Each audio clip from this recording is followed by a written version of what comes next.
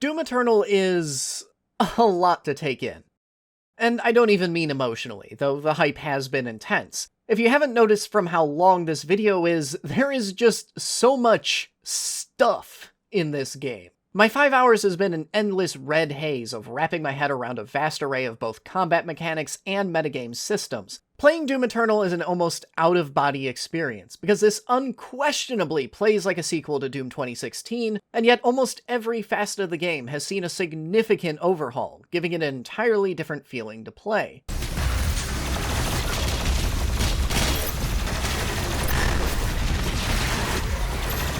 Maybe I've just gotten comfortable with 2016, but Eternal feels far less methodical. It's faster and more frantic than ever. And I have a lot of thoughts, so before this video becomes longer than it needs to be, let's get down to business.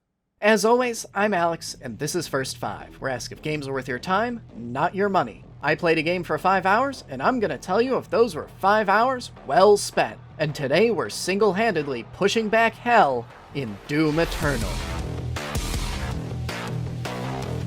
Look, you all know what I'm about. I literally just spent the last month making a video essay all about how important the Doom series is to me.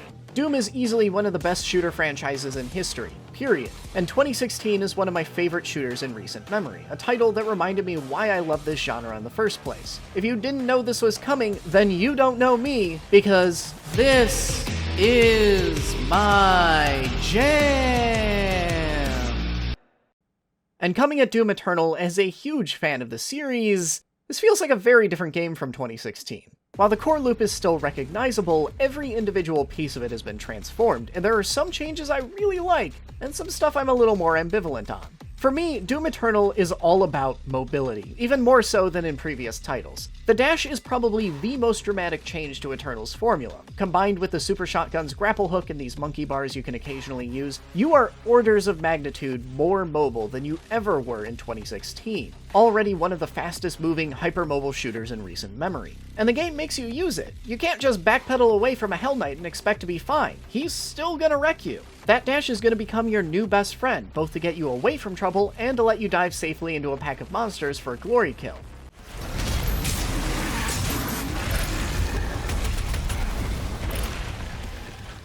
It's also all in service of some pretty decent platforming. It's not about to dethrone Mario or anything, but Doom Eternal offers some pretty reasonably interesting platforming sections to break up the constant haze of full throttle slaughter, which, honestly, the game could use.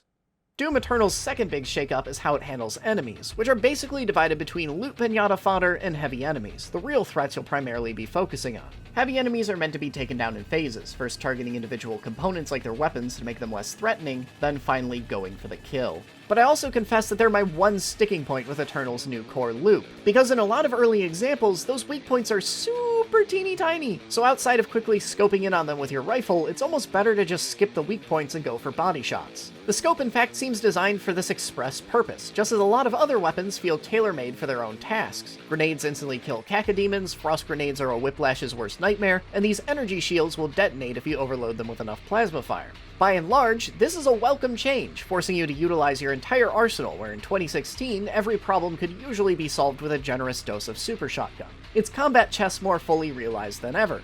The trade-off, however, is that certain mods really do feel like the shoo-in to always have equipped. Sure, the machine gun shotgun is cool as shit, but also, what if you need the other attachment to lob a grenade at a cacodemon? You gonna just switch to your shotgun, then switch your attachments, then finally shoot it, all while it's eating your face off? No, of course not. You're gonna be dead. So good luck finding excuses to use that awesome machine gun attachment that won't get you in trouble. Individually, these might all feel like minor adjustments, but the result barely even feels comparable to 2016. Doom Eternal is a frantic, chaotic fracas, and it's not even because you have half of Hell's legions trying to murder you in any given room. It's also because you have so many options you have to keep track of and think about. Combat is just extremely active all the time. What you need to do to survive in combat literally changes every 2 seconds. And when you throw in a pile of weapons that you constantly have to swap between and implement one of the most incredibly powerful and permissive movement systems in the genre, you get an extremely frantic and engaging, but also kind of complicated combat loop. And at no point is that core loop wielded more effectively than when you finally get to do a Slayer Gate.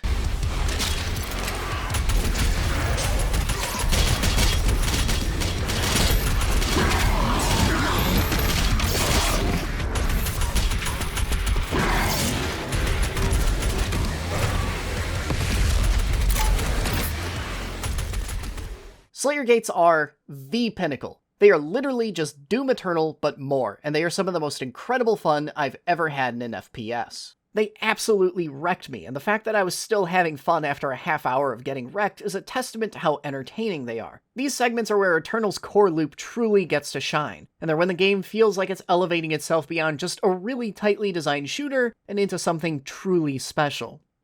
But now that I've babbled on as long about Eternal's core loop as I usually do for entire reviews, we need to look at the rest of the game, namely progression. Just like combat, progression is a haze of a ton of different mechanics. Sentinel crystals, runes, weapon upgrades, suit upgrades, every system brings its own level of customization to Doom Eternal, and each has its own currency you have to hunt down in every level. Add to that the Slayer Gates, secret encounters, batteries to unlock sections of your ship, and secret collectibles, and Jesus Christ, there is an exhausting amount of stuff to track! Hunting for all those different items, however, is reasonably enjoyable, especially when you have to do a bit of platforming to reach them, but overall, it does feel like more metagame systems than Doom Eternal really needs. Some stuff like the Slayer Gates and weapon upgrades are pretty worthwhile additions, but other systems like the secret encounters and ship batteries could honestly be cut, and I don't think I'd even notice they were gone. What I definitely did notice, however, was Doom Eternal's presentation.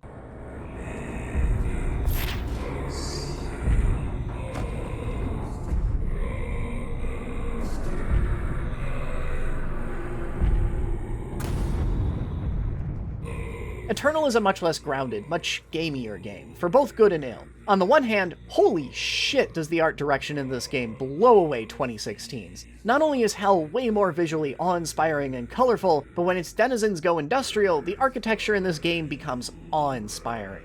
And they also came up with all kinds of other cool stuff, like sequences where you get to watch the boss you're about to fight actually being manufactured as you fight your way to it. Doom Eternal also expands its scope to pretty much cover the entire solar system, which is probably a big part of why those art directors got carte blanche to run wild. But they accomplished this feat by teleporting the Doomslayer all over the place at the drop of a hat. Overall, the trade-off is probably worth it, but it does somewhat strain the game's narrative to the point where individual plot points barely connect to each other, and most of the plot gets told to you while you're sitting on your ship staring at the level selection screen. Because if there's one thing that doesn't impress me in Doom Eternal, it's the narrative. And I don't mean the fact that it exists. 2016 had more plot than Eternal has so far, so I don't even feel like that's a criticism that makes sense. What is there, though, is supremely bland and repetitive, especially during early cutscenes. You can't save them, Doom Guy. Cool guys don't look at explosions. They blow things up and then walk away. You can't save them, Doom Guy. Who's got time to watch an explosion? There's cool guy areas that they have to walk to. You can't save them. You get it. I can sympathize and cut Doom some slack here. The game is clearly doing its darndest to shred its narrative down to its absolute core atoms in an effort to not bog down the shooty bang bang parts, to the point where you can only tenuously follow many of the most important plot points. But if you want to try and expand the game's focus on narrative, you need to actually fill that narrative with something, literally anything, interesting. All of the codex stuff I've looked at so far doesn't solve the problem either. There's plenty of interesting backstory explaining who's who, but it doesn't do anything to make the events actually transpiring now, in the game, any more compelling. From the very moment it started, 2016 had a way more compelling narrative, with that mysterious sarcophagus you were woken up from, the cultification of the UAC, and Samuel Hayden's hard-on for hell energy. In comparison, Eternal's first 5 hours have been a very straightforward quest to kill 3 mustache-twirling villains that show up periodically to taunt you with generic villainy barbs about how you can't say. But on that note, what do you get out of 5 hours with Doom Eternal? 5 hours took me just a little bit into level 5, which, cheating and looking it up, is about a third of the way through the game. But there are 2 caveats to that. 1, I died. A lot. I purposely tried to challenge myself with a difficulty I wasn't going to breeze through, which of course slowed me down quite a bit. And also slowing me down has been the hunt for secrets, many of which I've been having a lot of fun trying to suss out, but not all of which you necessarily have to find to enjoy the game. All of that is to say, you can get through a surprisingly significant amount of Doom Eternal in just 5 hours, and depending on how you play, possibly far more. One of my biggest concerns going into this game was that after 2016 dragged on a bit longer than it needed to, the last thing we needed was an even longer sequel. But Doom Eternal's length feels like it's been at least minorly exaggerated. And obviously, it's been a ton of fun from start to finish, and I can't stop playing.